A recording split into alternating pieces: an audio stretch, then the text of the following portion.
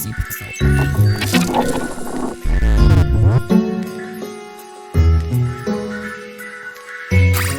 When crafting a puzzle game, there needs to be some level of internal consistency. You know, logic should be followed or else you'll leave the player confused, confuddled, and ultimately confounded. Still, developers often attempt to walk the fine line with just the right amount of internal logic, so they leave the players kicking themselves for the fact they didn't solve the puzzles sooner. Now, when you try to connect these puzzles to a narrative, you only really need to apply logic to the actual puzzle solving. Leaving everything else is fair game. This is probably why puzzle games are also drastically different from one another. After a glance at the Fire Art Games developed TOHU, I was interested to see what kind of puzzle adventure was awaiting me behind its charming presentation.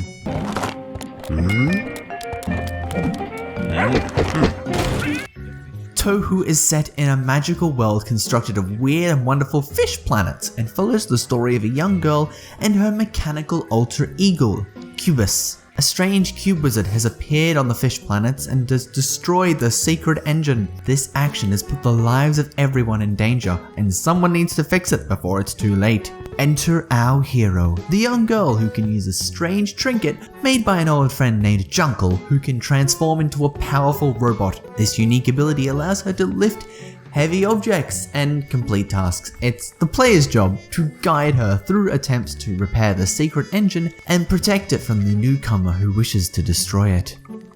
TOHU is a point-and-click puzzle game, which means I'll definitely be recommending the PC version over its console release. It's much more comfortable to move a mouse rather than it is to move an analog stick. That's just my preference. The cursor takes on a different form depending on the kind of interaction you can have with the environment. Except for actual plot progression and character communication, TOHU doesn't like to use words. When you select something important that you can't interact with at that time, the girl or Cubus will shake their heads and make an noise. Some interactable objects may even require you to specifically be one or the other, and the title will indicate when you need to swap, but otherwise you're on your own. Well, that's not entirely true. You have a little gamepad that shows the current objectives as well as the objectives you've cleared in each chapter.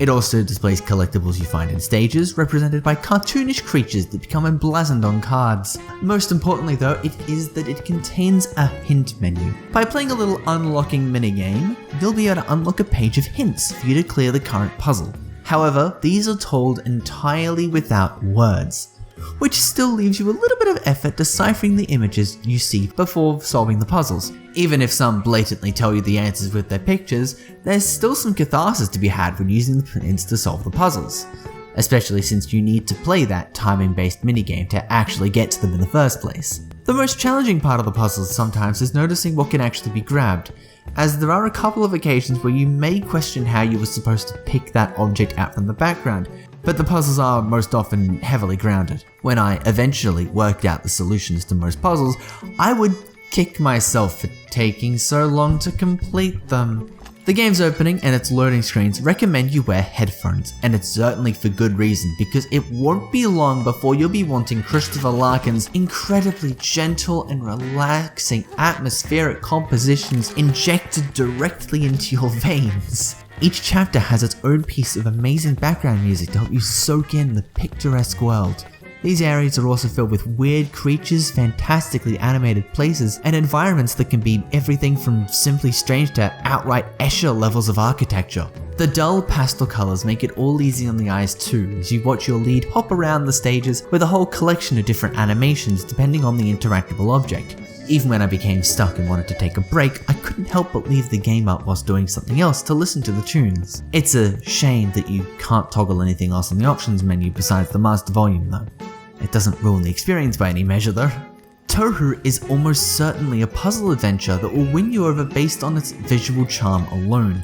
Sadly, the game doesn't really expand on the wonderful world it presents with a matching narrative, but still, the beautiful environments, the clever puzzle design, and that wonderful soundtrack will hold your attention across this exceptional but short experience. Noisy Pixel is giving TOHU an 8 out of 10. Thank you guys so much for watching. Noisy Pixels is a group dedicated to bring you guys the best news reviews, previews, and more. Please stick around, ring the bell, and all that jazz, and stay up to date on all of our future content.